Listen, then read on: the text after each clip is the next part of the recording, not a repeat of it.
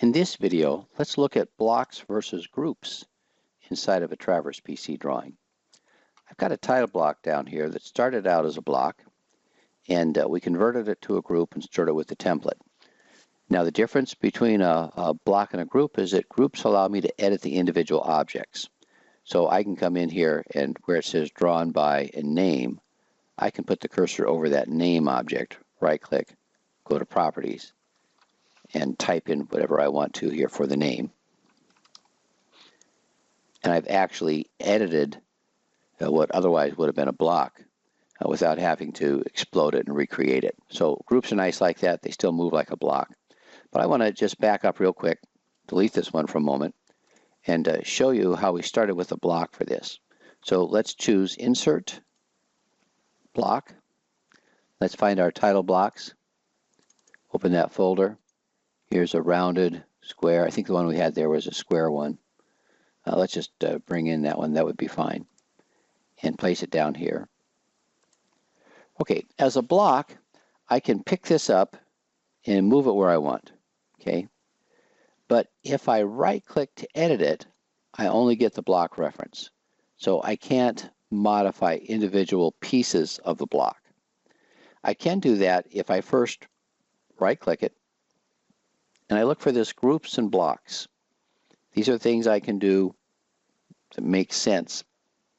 Now in this case, because I have a block, I can ungroup that or explode it, or this is the one I want. I can just simply convert it to a group. So now instead of a block here, I have a group here. And groups are nice because now I can come in and I can say, oh, I still want to be able to move it around like that, but now I can come in and actually pick one of these objects and go to properties and edit it. Okay, just like we started out a moment ago doing. So really handy to have a group there instead of a block. Now anytime I have a group like this, I can convert it easily to a block. I simply right click it, go back up to this blocks and groups, and I want to save this as a block. And this is just sort of a streamlined block creation because I already have all the objects. They're the objects in the group. So when I choose Save as Block, I just look at the prompts down here and it simply says left click a base point. So I'm going to pick a point kind of down here in the lower right corner. And Traverse PC brings up the block dialog so I can call it something. And I'm actually going to browse in here, go to Title Blocks. And I probably want to call this something like Title Block 3 maybe. You can be more creative if you want. And I'm going to call it, give it a name, Title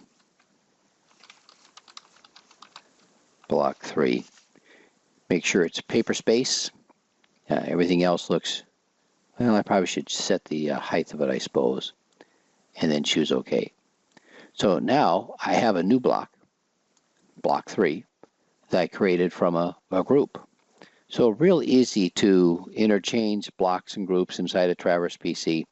Again, groups are nice because you can edit individual objects.